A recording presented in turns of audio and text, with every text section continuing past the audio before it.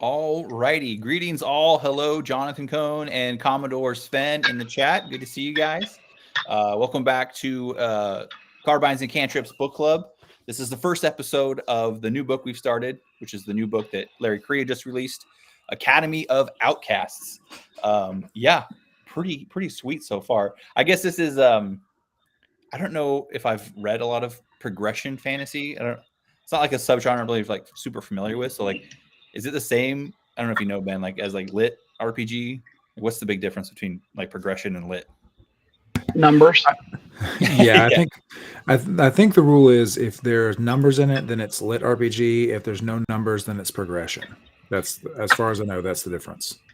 Okay, so like is it He Who Slays Monsters, where he has like an actual menu pops up and he puts his items in there. Yep. Like that's straight up lit RPG.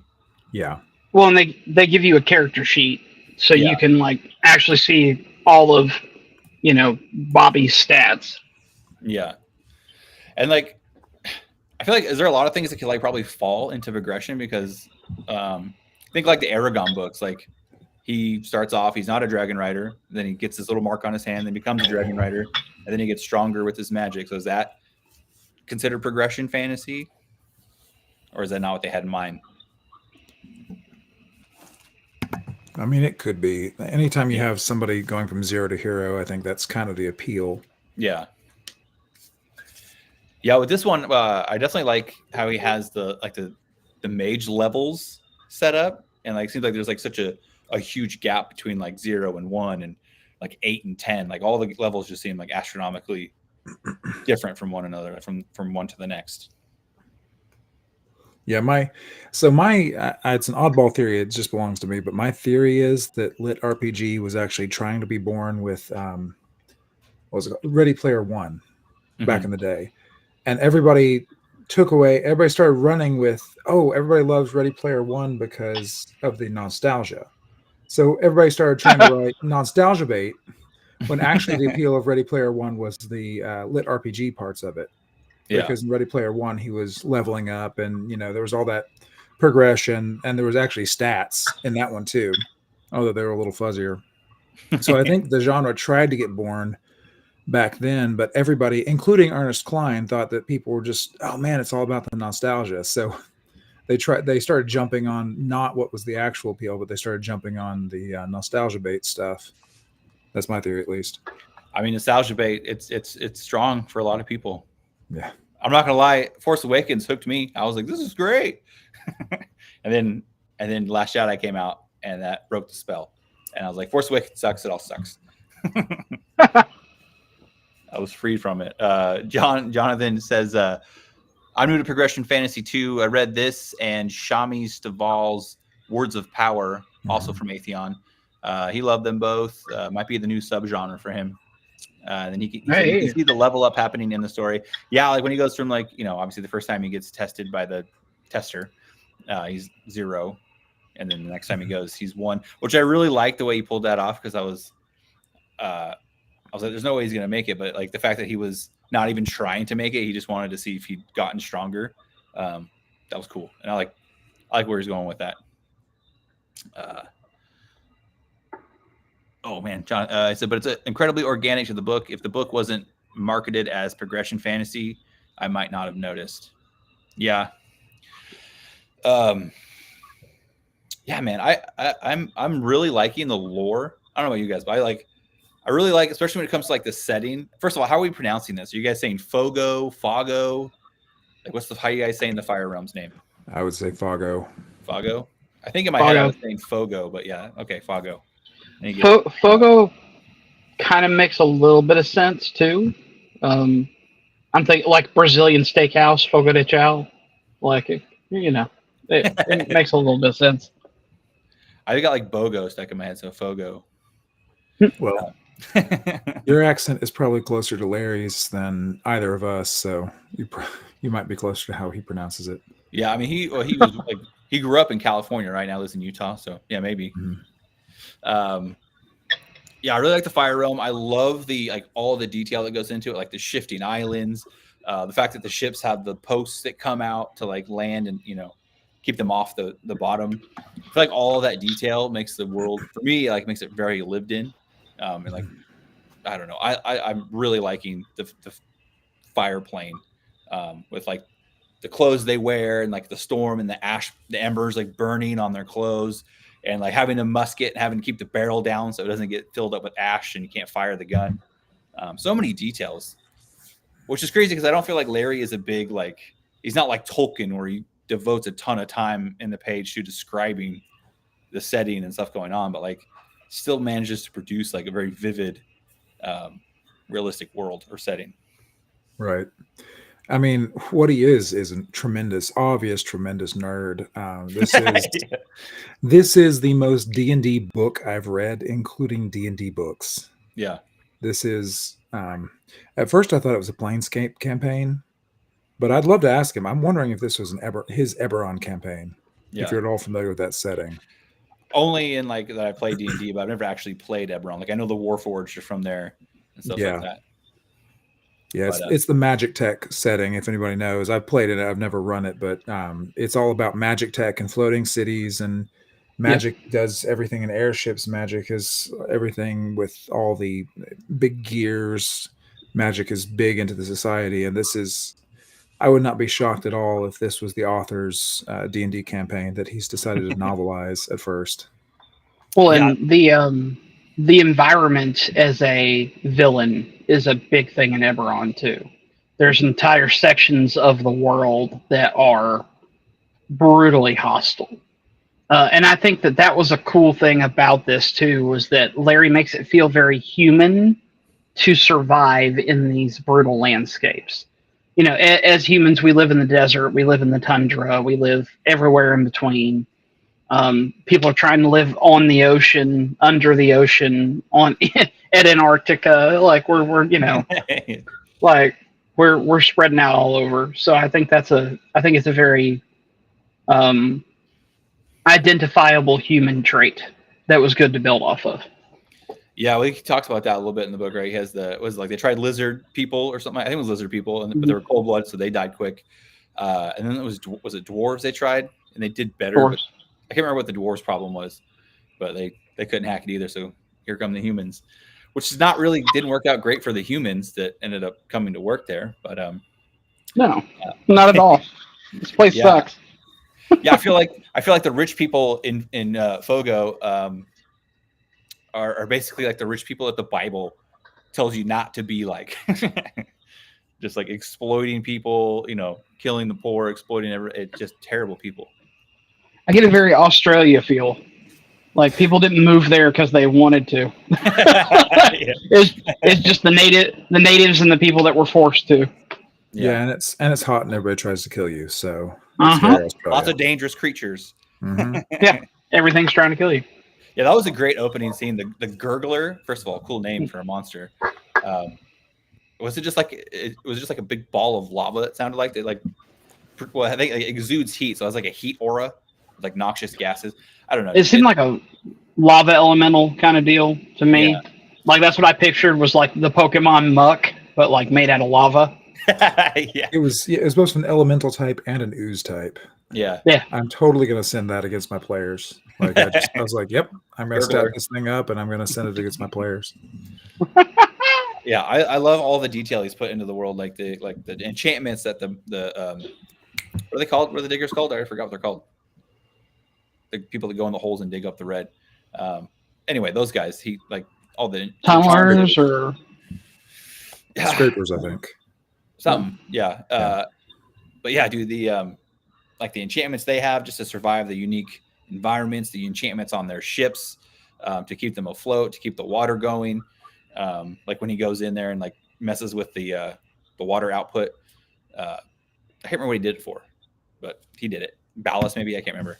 I love the elemental. The fire elemental isn't just like a big walking fireman. It's like actually this dude like an iron body with flames coming out of it. So much more badass. Crawlers, that's what they're called. Crawlers. That makes sense. Matthew Bowman, he said, what did he say? I guess there is an audiobook. Said the narrator is saying Fogo, not Fago. Yeah. Okay. Fogo. Okay. But he notes that the narrator is also calling the brazier, brazier as brazier, which I'm sure that gives some different that radically changes a few scenes. I mean, they both hold something hot, but I don't know if we're going the same route here. Yeah, he said Larry has said he's drawn heavily from multiple gaming campaigns he's run or played, which he's played like Dune. He's probably played all kinds of stuff. Yeah, so. He's definitely played Eberron. I have no doubt about it. You feel it. You feel it even more as you go on. But the elemental plane of fire being someplace where you can live is always interesting. If you have that, which it's proven that humans have to use charms to not die. Yeah. So you have to be heavily industrialized basically to survive it. But it was cool in like a very hostile environment. I love how he was very realistic actually about people not being insane, insane scumbags, but actually, as is pretty common, they have to work hard together. They actually have a lot of social cohesion. Mm-hmm. Because if you don't have social cohesion, if you don't have actual trust, then you're all going to die. When the environment is that hostile and that horrifying, and when you rely on technology that much, everybody has to be fairly competent and has to kind of get together. Yeah.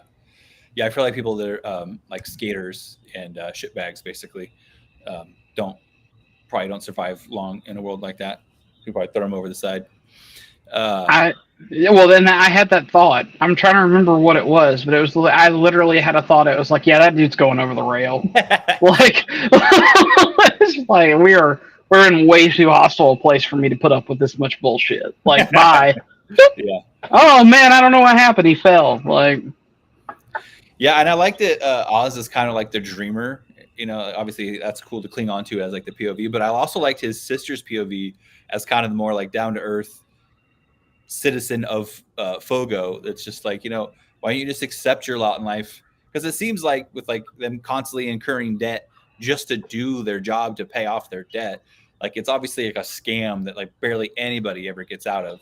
So I think like, is there some merit to her way of looking at life? Like she's just, happy with her lot. She just accepts it and looks to, I don't know, find happiness other places. Like, I think he says, if she had kids and a husband, if the husband died, she would just go find another husband. And if her kids died, she would just go have more kids. And like, I don't know, there's some strength to that way of looking at your life where you just kind of trudge on.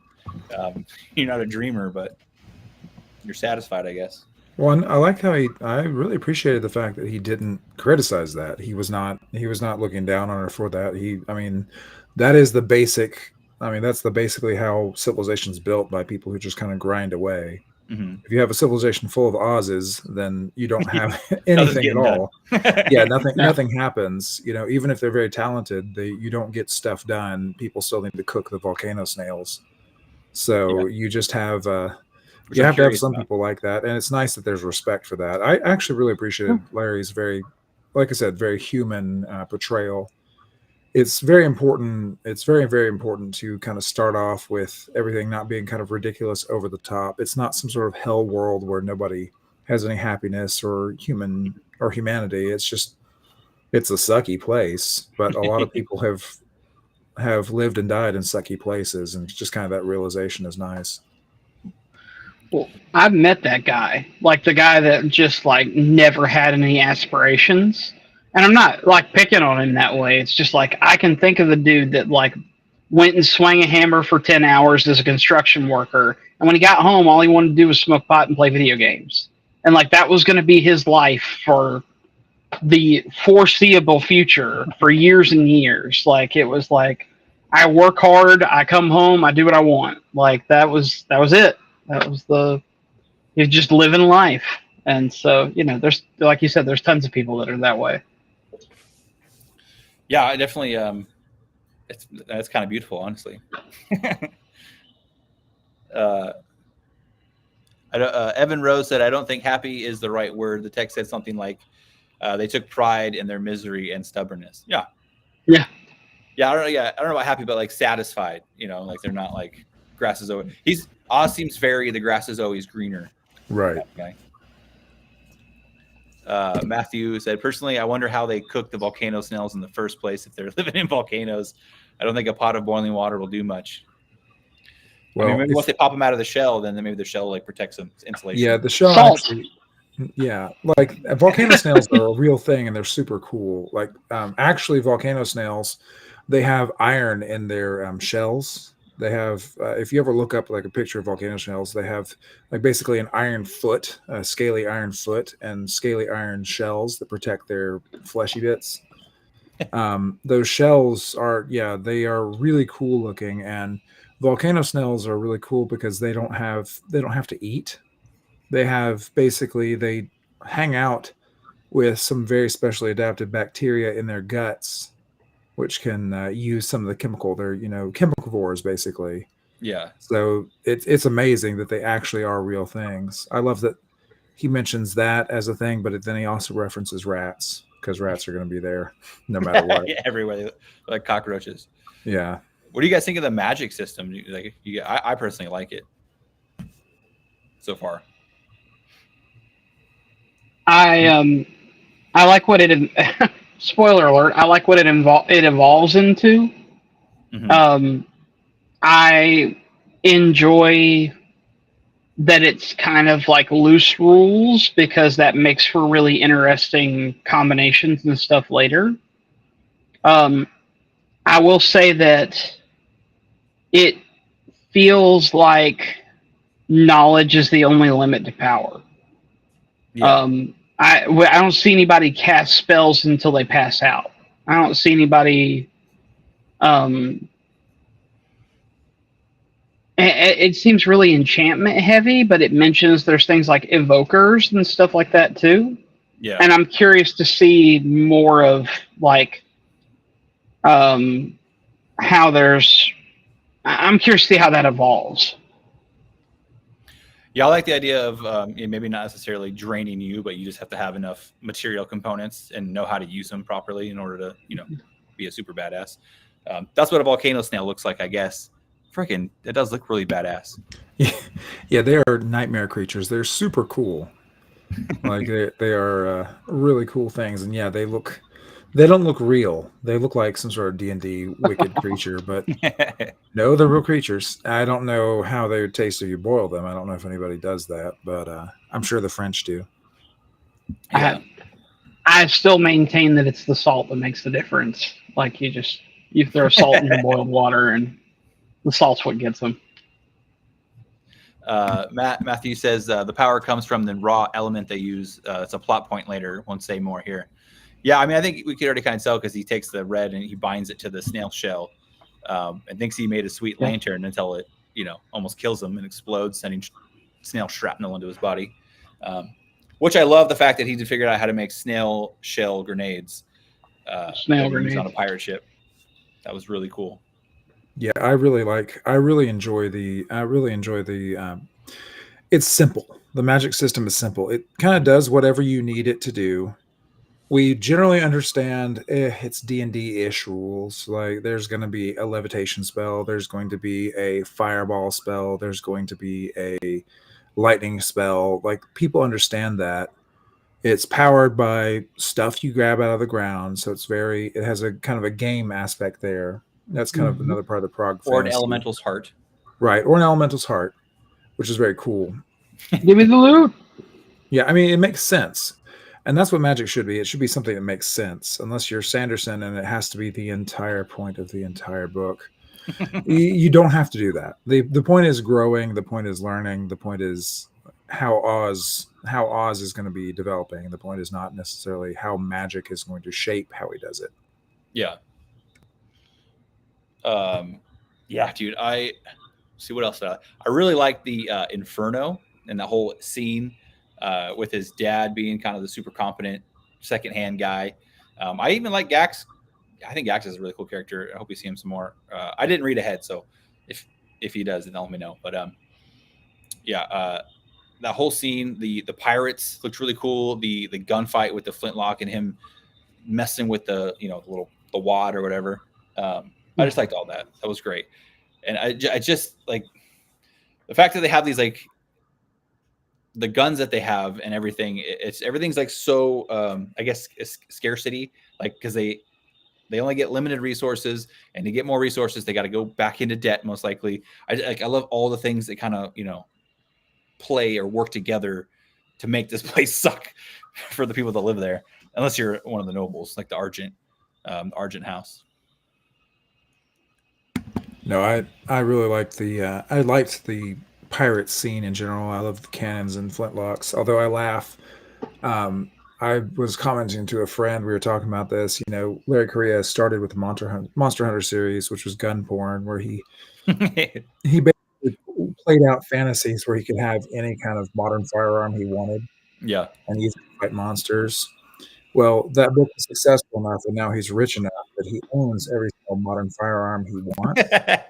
So now he's getting into the really rich habit, which is antique firearm collection and antique firearm specialization. So that's where he's going now. He's one of those guys who's getting really, really into antique flintlocks and matchlocks and everything else. Yeah, I mean, we saw that too in Saga: The Forgotten Warrior. Had the what do they call them, thundersticks in that one? I think thundersticks. But and even that magic system was kind of component based too. It was less like the caster's will being drained, and just like how much demon bone and black steel do you have on you? Yeah. And I like the idea of like, I guess we're in Saga, like the different patterns, like having to learn the patterns, and then I can't remember I already forgot the bad guy's name that goes and finds basically the god patterns and like just learns everything and becomes a god basically. Yeah, that was cool. But I like Larry's approach to component magic. I guess hard Spoiler magic. alert, by the way, for the 5th book in a 6-book epic fantasy series. Yeah. Yeah. Sorry, guys. I should have said that. My bad. Let's see here. Batter Brother Lyle, what's up, dude? You're on chapter 9. That's no big deal. You probably get a little bit of a spoiler from chapter 10, but no big deal. With chapter 9, would that end? Was that when the pirate ship blew up his family's ship? That might have been the end of chapter 9. No, I think 9 was where he was arranging his smuggling out, and 10 was where he was arranging with Gax, his old foreman, basically to fake his own death and to get himself his nice signature pistol, which I'm sure is going to be.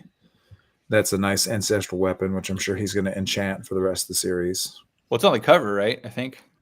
It's on the cover of the 2nd book, so that spoiled things. Fortress. I have to. Sorry. I was just going to say, I have to highlight on a fire world with temperatures that outside can get 200 degrees or more, paper cartridges was a pucker factor. That was like brass gets iffy. Paper was woo, and it's like there's like flaming embers floating around, and they're in a protective suit. It's like, yeah, I don't want to be out here bare skinned, but I'm gonna hold this whole paper wad of gunpowder. Ugh. Yeah. Okay then, bud. Yeah, I really like that the whole revenge plot the revenge plot and Gax giving him the gun just to be like, I'm gonna give it to you. The only stipulation is I want you to use it to murder the elf. I like that. I feel like that's gives us some gravitas, I guess. I don't know, some emotional weight. Well, what it was, and so this is maybe I see this with a GM hat on. There was I need to give the PC a weapon that I want him to have for the next part of the story. So, what's a plausible reason I can have the NPC give him this masterwork pistol? I know, revenge. Revenge. Yeah, I like that he. I feel like I know he's faking his death and all that stuff, and getting through. By the way, the Great Machine and the way the gateway works is really cool. Like how you get through the different realms, and the fact that like obviously in this basically slave world, I know they're indentured servants, but they're obviously under heavy security if they do manage to get through the gate. And the reason that people don't usually run is because then their family gets weighted down with with debt. Basically, they get punished for the family running away. But at the same time, like, does it even matter? Because like nobody ever pays off their debt anyway. So I guess like it seems shitty thing to do, and I think he kind of addresses it in the book. But he's like, what's the point? Like they're never gonna get out of debt anyway. But I don't know. I like that he's going with the fake your death strategy and the blaming it on an elemental.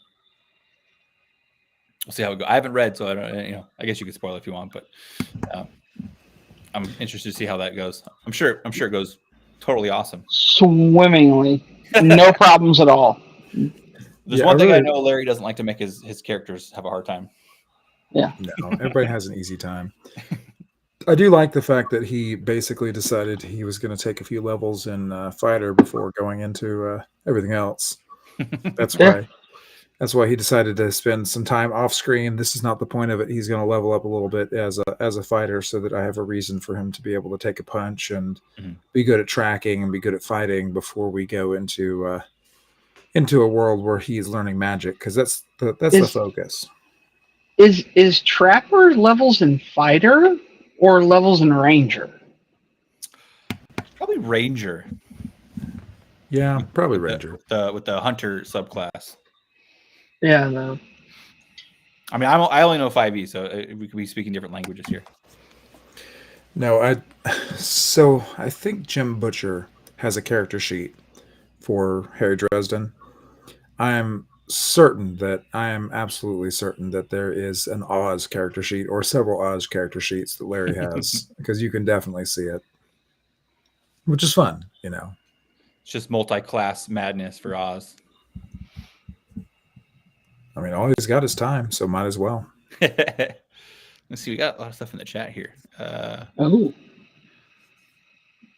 one night I can't see it. Oh, you can't see it? Yeah. Matthew Bowman says Ranger Rogue to me. Yeah, I guess he is getting kind of roguish with this whole seedy tavern action, huh? Evan Rose says tech seems to be kind of Victorian capped, still powered by magic, but we get more magic carriages, not trains. Magic carriage rifles and wheel guns, not AK-47s. Yeah, that makes sense. Brawler, Ranger, Artificer, and just one level of Mage. Throw in one level of Barbarian for Rage. Yeah. Matt said that the wads had a wax coating. I guess maybe that helped him against the. Yeah. He also said the line that hooked him for the magic system was him saying everyone knew guns were weaker than magic. So now he's expecting great things from this guy who's turning snail shells into bombs. Yeah, I love the smoke grenades, dude. Let me see here. What else do you guys got you want to talk about? To be honest, I killed the whole book in like 3 days. Nice. So I'm trying really hard to not like skip forward from where we are.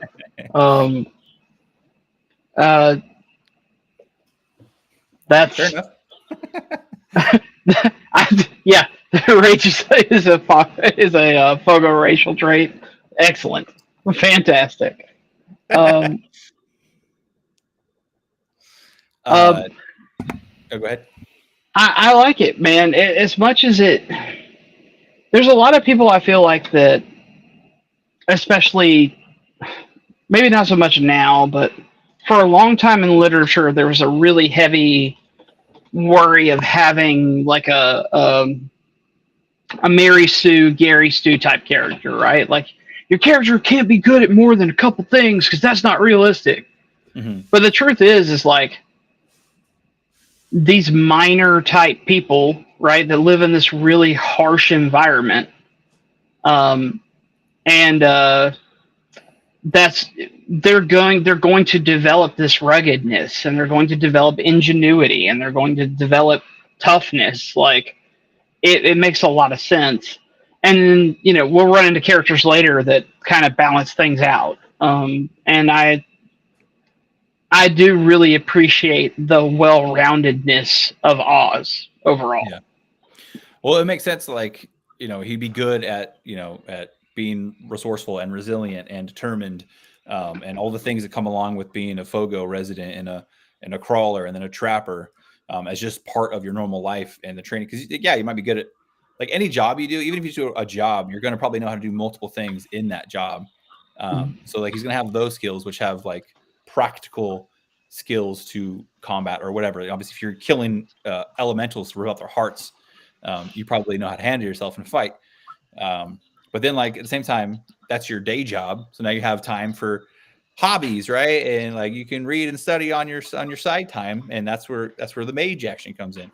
I'm assuming, which kind of like fits with the next thing I want to talk about was kind of like the concept of like hard work being a suitable replacement for like natural talent, which I think Oz kind of represents. He's just like so determined to hit this goal that he wants that he doesn't care. He's just going to go for it. I do like the fact that he didn't like the mage. The second tester was so surprised that he was self-taught because he wasn't like horribly mangled. I think just goes to kind of talk about how dangerous magic is. Hey, Tyler. Hey, stop. I'm glad to be on the. Yeah, she's being extra clingy because I've been away. I forgot what day I left. So yeah, it's been a long weekend. Yeah, his job, both of his jobs are kind of interesting. I like that his snail grenades had an actual effect on the Inferno. Like it took him by surprise, like just enough that it seemed to put a dent in their operation. Well, yeah, they're going to go like attack some peasants, and they're like not expecting them to have ordnance to defend their boat, dude. This was a mining camp, dude. This guy's got snail grenades. Evan Rose said it takes him 5-ish years to get to the starting line. Yeah, that's something else. Like with the pacing in the beginning, where it kind of is like it's jumps a few years here and there. I like that, dude. I like the way that went. It made me like care more about Oz and really understand like how crappy his life is, how crappy his life is for his family, but also how bonded they were, and then how pissed off he would be the fact that the pirates killed them, and now it makes this whole revenge journey matter to me more. I really like the opening 10 chapters. Yeah, I'm glad we've really got kind of like a small stakes, relatively small. We've got a big world with a relatively small stakes setup, and there's probably gonna be bigger stakes come along at some point. But right now we're just focused on killing this elf bastard, which I mean, oxymoron for the most part. Yeah, I like the fact that it's not the end of the world that we're trying to prevent here, or like the demon lord of all demon lords coming onto the plane. No, we're just trying to kill one guy. Yeah, just fuck that elf, dude. We gotta get that guy. One guy in particular. Yeah, gotta kill the hell out of that guy. Yeah, I like that. Evan Rose quoted the line, "Let the record show Mr. Carnarvon is not a quitter." That was a good. it kind of reminds me. I don't know if you guys have read the Miles Vorkosigan series by Lois McMaster Bujold. They're space opera. They're great. I could recommend them. But she said for her main character, for Miles, he has horrible. He was exposed to a chemical weapon in utero, so he has horrible disabilities. He's impulsive. He's not particularly good at anything. He's crippled and he's resentful and he's a lot of terrible things. But she said, what I'm jealous of him for is he has the superpower of energy. He says he never stops. He always does stuff. He's always energetic. He's never, he never quits. He never does anything other than continuing to move. Yeah. And so she's like, I wanted to give him every disadvantage, but I wanted him to have the superpower of being energetic. And this is kind of the same thing where his superpower is persistence. He can be completely a schlub at everything else, but he can be persistent. Should have nicknamed him Bunny. Matt says first 10 chapters are 5 years and the rest of the book is 1 week, and yet it feels natural. I can't comment on that, but that's pretty crazy. That's an interesting way to pace the book. That's a hilarious. only Larry could pace a book that way and get away with it. Yeah. And I also appreciate that this wizard, assume he's going to be a wizard, like a full-on wizard at some point. His name is Oz. Well, like, has someone already said something about that? No, honestly, I didn't even catch it. I didn't even think about that. Because he's not like I was thinking about as like a magic user and a mage, but the word wizard never popped into my head for some reason because he's not like doesn't have like a wand or a staff. He's just got snail shells. He's gun. Yeah, gun. Gun Well, he identifies as an enchanter, so that's where he goes. Yeah. I'm sure he'll be like, I cast gun at some point. There's a lot of that. Later on, there is a lot of casting gun, and it makes me really happy. I'm going to try and do a panel at some of the conventions next year that's called Shotgun Sorcery. That's literally all about this, and this book fits in perfectly. Yeah.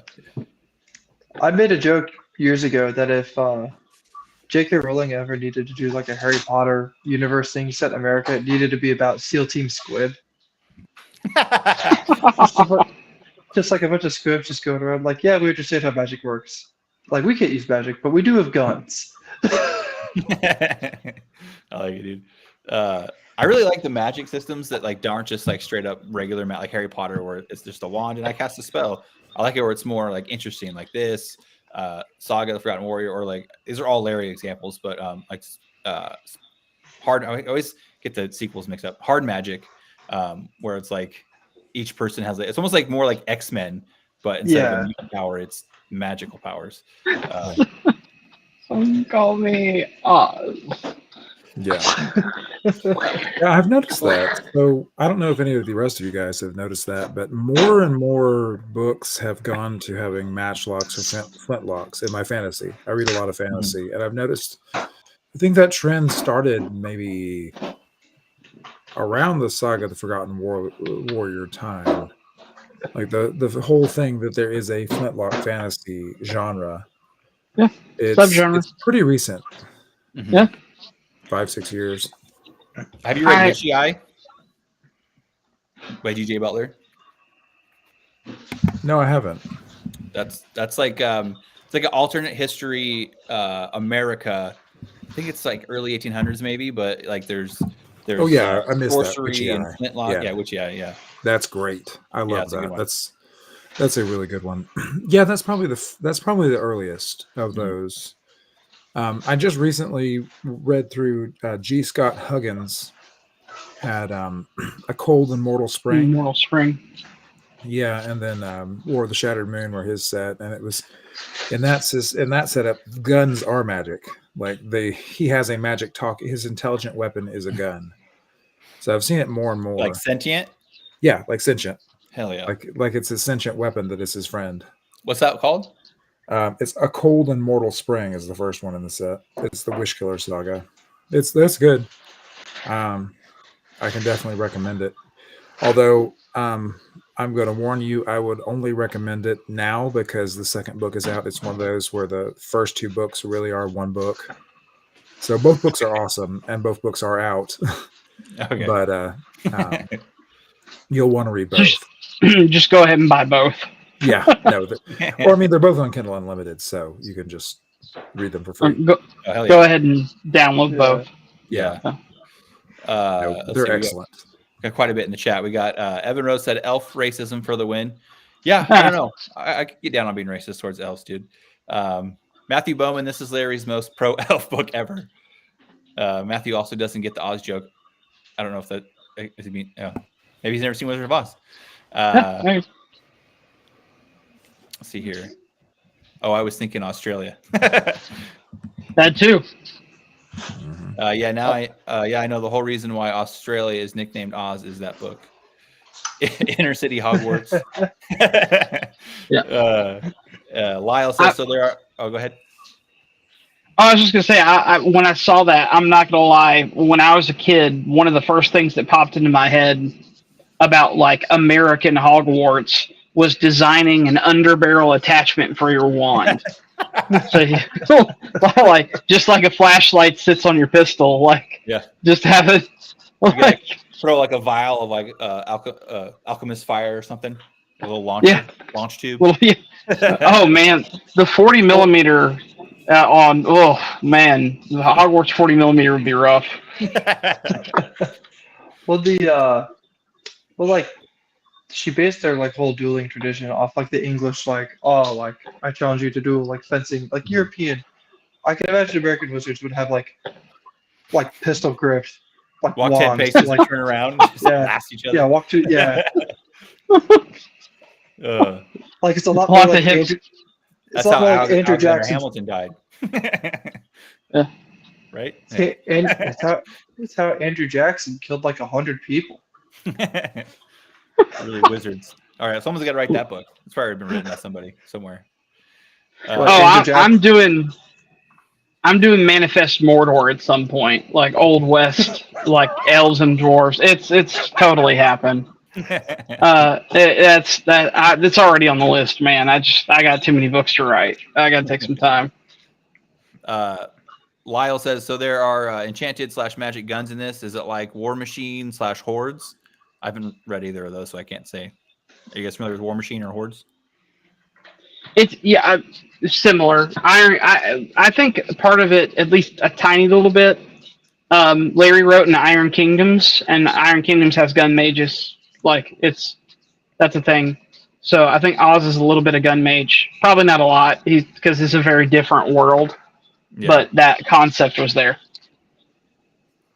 Evan says, I think he's referring to Flintlock Fantasy. He said he saw it first in Powder Mage series. Yeah. That was one of the first I remember too. Yeah. Matt says the Flintlock Fantasy thing started about 15 years ago. It's just becoming more obvious now. He says, okay, 12 years. The first book of the Powder Mage trilogy by Brian McKellen was 2013. I'll have to look at that. They hold their wands sideways. Nice, dude. Matt, what book is this? If it's out, you gotta tell me now. I can't. Your wife's fantasy version of Earth. Like, if that's out, tell me so I can pick it up.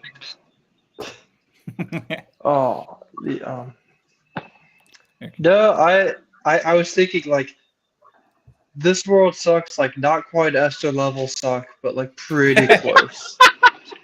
Yeah, I don't know. People are getting by. There's a system in place. Esther's world is just I don't know. But there's people that go out and like the regular people go kill the elementals, and nobody's really trying to mess with unless you got military equipment to fight a demon. Yeah, but like so FOMO, I forget the plane of fire.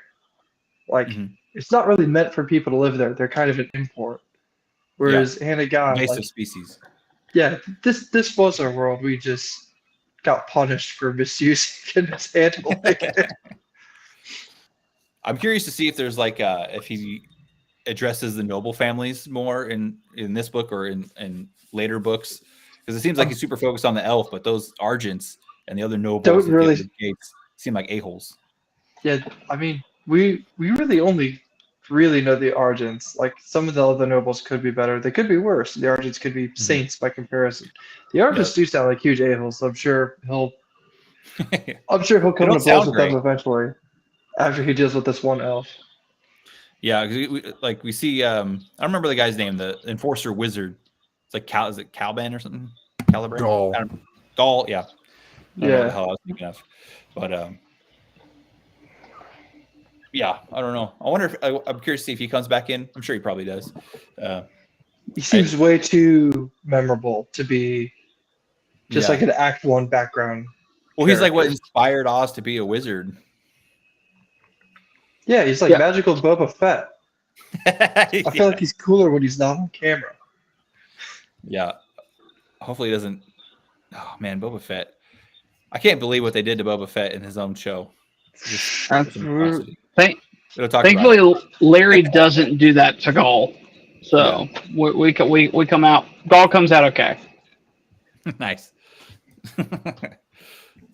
I like that he put that it is like very D&D. So he's got like the elves and he's got dwarves and orcs. I really like that that's in there. It's just like because Saga was like it's fantasy, but it's pretty much just the demons and the humans, and some other stuff kind of sprinkled in here and there, but not much.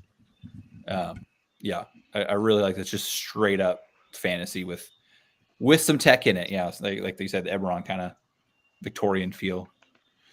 Eberron's a good comparison. Yeah, I've never played it, but yeah, I will say the only D&D books I've read, I read a Drizzt trilogy, which is the Hunter's Blade trilogy. Yep. So it's like later on in the Drizzt saga. I was not a huge fan. I felt like Drizzt was like way too powerful, and everything was just like orcs were like hordes and hordes of orcs were like useless. Like, well, it's because of where you jumped in. You didn't start at the beginning where he's much more reasonable. Yeah. You jumped in way later when he's like they're all level 20 at this point. Yeah, like, pretty much what I was like. We're reading a superhero story. Yeah. But I mean, it was still cool. But yeah, I definitely like this more than that. But I need to go back and read the original trilogy when he's in Menzo Borazan. Yep. Which I have. I just have to start reading it. Trying to think what it was. Is it Curse the Vampire's Blade? I forget. But me and my buddy, when I was a teenager, played a 3.5. We played an Eberron in 3.5 for about a year. One of the most frustrating modules adventures I've ever played. It's this one where this vampire, it's a sentient sword, and there's like airship chases, and we're chasing a submarine, and there's like a ballroom that we have to, and that's what I learned. You couldn't fist fight a vampire. You'd get away with it. Yeah, is there? I mean, you could try. Well, he had a stupid glove. He had glove story that he pulled his dumbass sentient sword out. And I was like, great. I had to leave my weapons outside. I just got on my fists. Yeah, I played that campaign too, and there was a lot of frustration there. Yeah, you missed it earlier when I was saying that this is the most Eberron book I've ever read. It is. It's only going to get more so as we go. But was there like a lightning rail?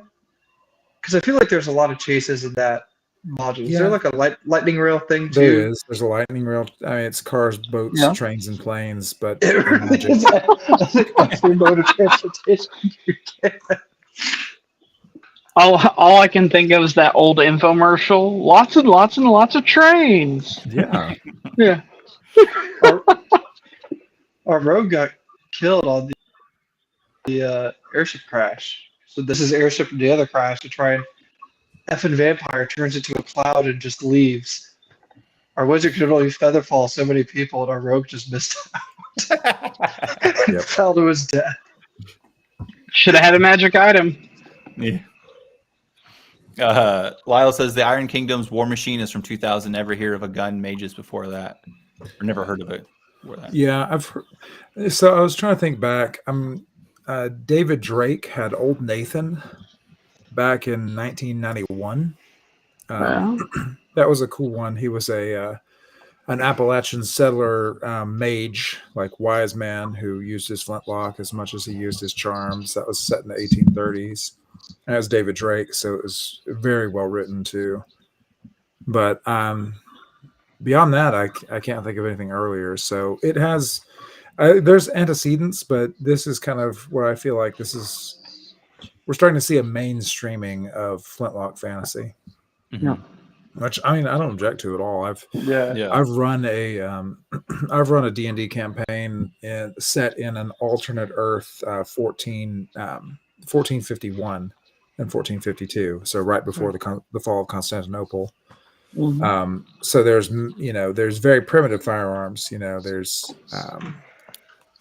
But a lot of the tech stuff, it's fun. It's fun to do that kind of adventure, and they're not so overpowered and perfect that you lose the swashbuckling appeal of having swords too.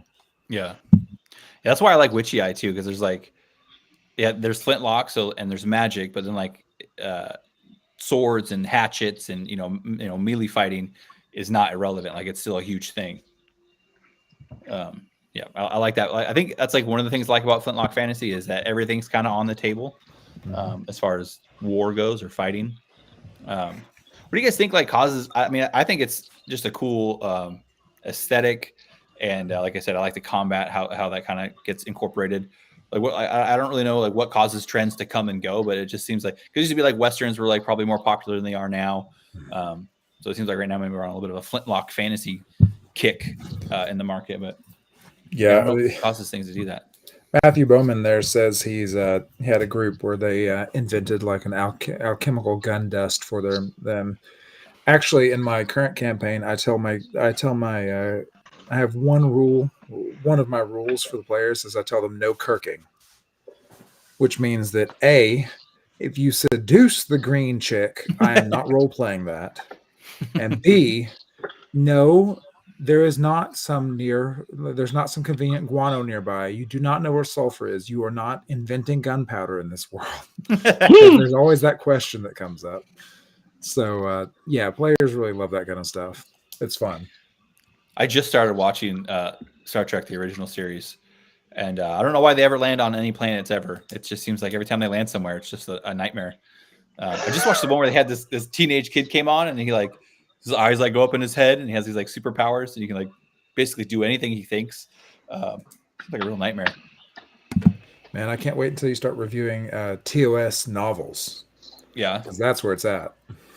Yeah, I might have to get into that. Why'd you have to do that to him, Ben? There's some uneven stuff right there. There's some fun stuff. Unhinged.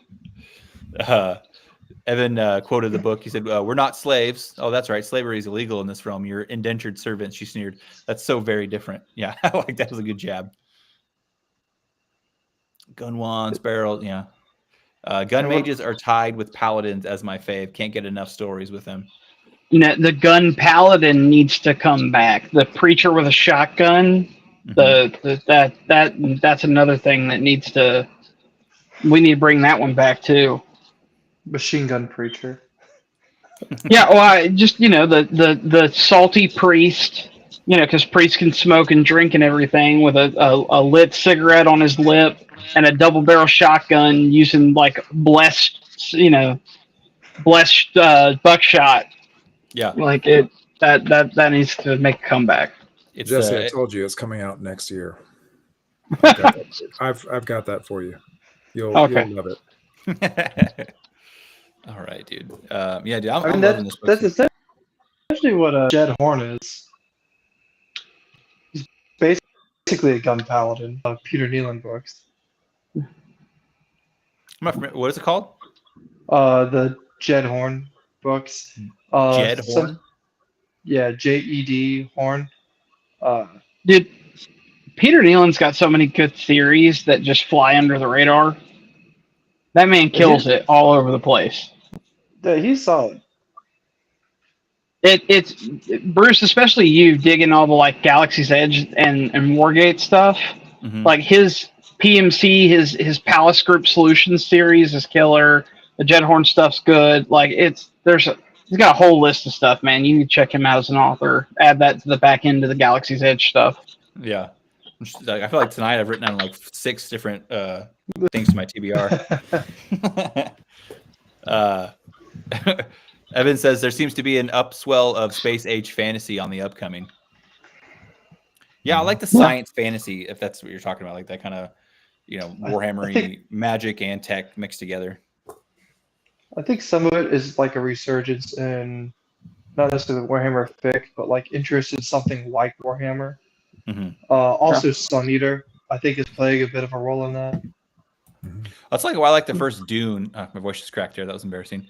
The original Dune. I don't really like Messiah, and I haven't really gone past that. But yeah, I really like the first Dune. I feel like a really adventure-y, magic, like mystic feel with the Ben Gesserit. How do you say that? Ben and Gesserit. Yeah, that's it. Those ladies. I like it, dude. I like the mix, sci-fi and magic. Yeah, the science fantasy. Mm-hmm. That's what I end up calling all that is science fantasy. And yeah, Red Rising is that same way. It's a sci-fi novel, but it feels like a fantasy novel. Mm-hmm. Yeah, dude. I'm jealous that you finished this book. I was telling Ben before he came on, like I read my 10 chapters and stopped, and then I started reading Under a Graveyard Sky by John Ringo, and I've been smashing through that. I I think I'm like 3/4 of the way done with that one. That was a really good book. I read that whole series and the whole original series. I haven't done all the spinoffs yet. Yeah. Yeah, it's funny. It's funny and like the action's cool and it's scary in some parts. It's fun, dude. I'm hooked on it. His not to switch off from Academy Outcast, but his pacing or his like style where he just kind of jumps from like multiple perspectives. Like he'll do like a little short paragraph and then jump to a whole new perspective. Kind of a cool way to move through the story because he's got so much, especially once he gets to the ocean part, so much going on there. Yeah. Matthew Bowman says it's also in tandem with an upswing in hard sci-fi. It's kind of like both are feeding off each other. You can have both and like both. Yeah, for sure. Yeah, I don't know if I've read a ton of hard sci-fi. I've read Theft of Fire, which I really like. And there's another one called I think it's Aurora, where it's like a light hugger goes to Tau Ceti to try and colonize it. It's like a multi-gen ship. And that was like real hard sci-fi, but it was okay. I wasn't blown away by it though. I had to read that in school actually. I can't help but hear the term light hugger and shudder because anytime Galaxy's Edge has ruined that conceptually for me because every time I hear light hugger, I think savages. I mean, it kind of goes that way in that book. I mean, not as nowhere near as sadistic as the Savages, but it's not. Things go bad. Matt says, as you read the third Black Tide book, keep an eye out for the background guy named Matthew Bowman who actually survives. Nice, dude. That's a spoiler. It's nice to be Tucker, but not red-shirted. Yep. You guys got anything else for Academy Outcasts, chapters 1 through 10? Keep reading, man. It's good. Yeah, it's really good. I'm eager to smash through this. I can't wait. I want to see more. Like, I'm hooked. I pretty much read the whole. I was surprised. I got through like the whole to 11. Just on the drive back, dude. Just on the drive back from North Carolina. Mm-hmm. Yeah, I feel like a lot of the books I've read lately have been pretty fast reads. Except for I was reading some The Word and the Void trilogy, and that was not a fast read. It's very dense. Yeah, dude. I'm excited to finish it. Do we want to keep it to 10? I mean, you've already finished it, so yeah, I don't know, Jesse, but I don't know. You guys want to keep it to 10 chapters a week, or do you want to bump it up a little bit? I'm not gonna lie, I knocked it out like on Tuesday, all my reading. Yeah, I mean, I'm fine with accelerating or keeping it there because it's fun, but there's a lot there. I mean, I've really enjoyed it. We've been loving it. We can keep it to 10 or accelerate. It doesn't matter to me. I'll read what we need to read. I mean, I'm gonna finish the book either way. So yeah. I mean, there's like 50 chapters. Like 5 weeks. Yeah, 50 was there, but if we wanted to go long, like shorter, 4 weeks would easily, I'd have put it this way: I have no problem finishing it anytime. Okay. Because I've been enjoying it. Yeah, let's do. I don't know. Just do 15 chapters. So read a 25 for next Monday. Does that work? Sounds good. Sweet. Evan had a question that I cannot answer. So. Those who don't know, what do you expect next in the plot? Oh, dude, I expect something bad's gonna happen and go wonky with his fake death attempt. And there's gonna be, I mean, I don't know what the problem's gonna be going through the gate, but something bad's gotta happen. It can't just be like walks through the gate and gets off scot-free. Something goes powerfully wrong, and from my experience with having read several different series by this author before, it'll go powerfully wrong and be kind of darkly funny in some way. Yeah, I can see that. Like the thing with the gargoyles in MHI, that I woke my wife up laughing with the gargoyles thing. It's like, oh, you could use some better decor out here. Like, maybe not have those menacing gargoyles on your. He's like, we don't what have do you mean?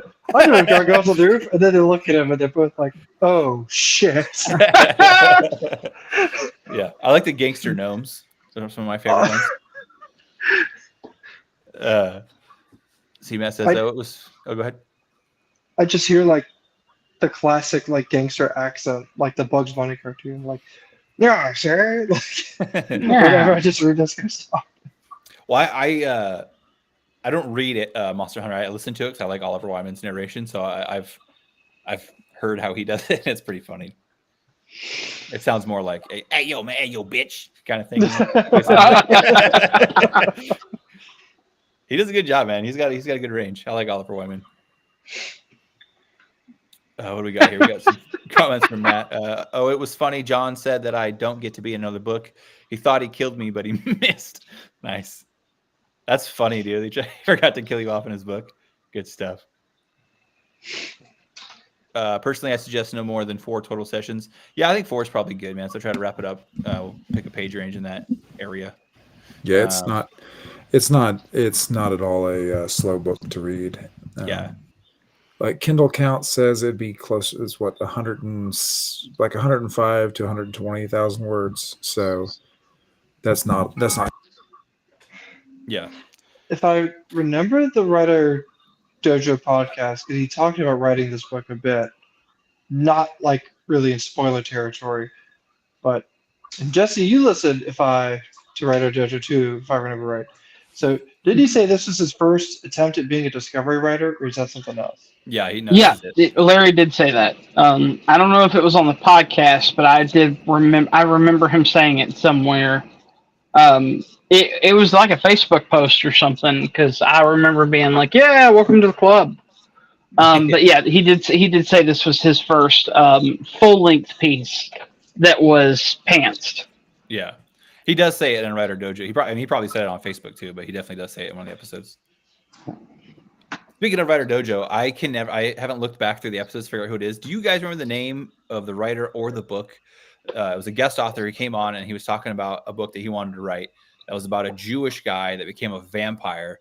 And because of, I don't know exactly what the belief is in Judaism about like consuming blood. I know you're not supposed to eat the like lifeblood of a creature. And so like, even though he was a vampire, he was still like a faithful Jew. And so there's this dilemma with this character, and I forgot what it's called, and I have to go back and try and find it. But do you guys know what I'm talking about off the top of your head? Sorry, I got nothing. I feel like I'd remember that if I heard it. It sounds cool. I don't know if I think he's doing it through, Bane. I think he said Tony Weisskopf was going to edit it for him. So come on, man. We gave you enough of the TBR already. Yeah, I know. Yeah. I don't. Yeah, I can't remember. I have to actually search for that one because I don't remember what it's called. So maybe Grok can help me.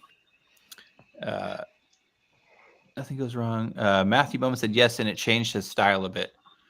I don't remember what's that in reference to. Oh, probably the Discovery. Oh yeah. And Evan says I miss Writer Dojo. Yeah, me too. Last one. It's funny because they came back. They were like on hiatus. Came back for that one episode with Critical Drinker, and they've been on I mean, I know Steve's like super hammered. I'm sure Larry does too. Yeah, I mean, between American Paladin, this. I assume he's looking into wrapping up Monster Hunter because he said he's working on the last 2 books. Mm-hmm. Matt got you for the book. The Blood is the Life by Dave Carico, maybe. Steve said.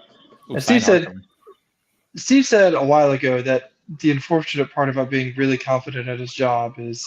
Yeah, that they keep asking him to do more. That's why you never want to be too competent. That's what it was like in the. I mean, I'm sure you're a sergeant in the army, right? Like, yeah. In the Navy, I tried to. I was like, yeah, I wanted to stay at E5. I didn't want to go E6, and I was like I was competent, but I didn't want to you just get stuff put on top of you if you show that you're able to do things correctly.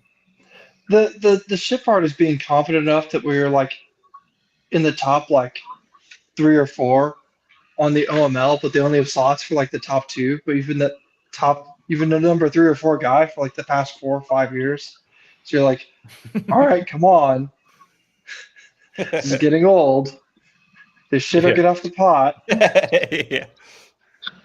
Here we go. I'm trying to write that down. Yeah, dude. It was funny. Before I got out, I was supposed to take my E6 exam, and I just didn't take it. I was like, I'm getting out, and I have no desire to do any of that E6 life. So I'm not going to do that. No, I hate that.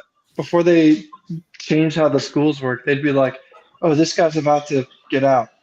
Send him to ALC. And I'm like, I've needed ALC for 5 years, and I'm ahead of him on the I've needed BLC for like 3 years. I'm ahead of him on the OML. They're like, nah, you can wait till we get back to the States, but we'll send this guy who's about to get out to BLC in Afghanistan.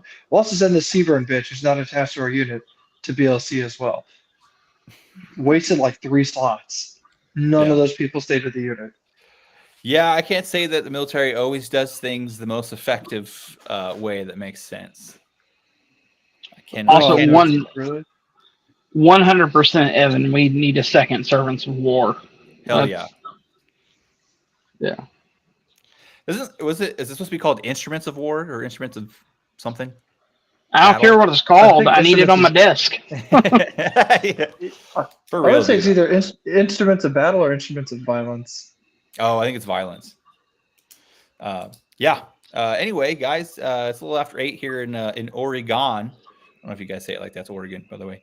But yeah, so I think wrap it up. If you guys don't got anything else to add for this week's section, yeah. No, man, just really enjoying it. It's if somebody is logged in for some bizarre reason and have not at this point decided to get it. Like every Aethon book, it's free if you have Kindle Unlimited. Absolutely. I love KU. I'm so glad I subscribed to that. It's such a good deal. Fire elementals suck. Yeah. But fire snail grenades are dope. Yeah, the snail grenades are dope. Yeah, only good elf is Freerin, I guess. Yeah. We gotta start collecting some ears, man. Alrighty. Well, all right, guys. Well, good chat. Loving the book. I'll see you guys next week. See you next week, guys. Thanks, Chad. Yeah, you guys see you are next awesome. week, boys. See ya. Appreciate it, chat. Later, gang.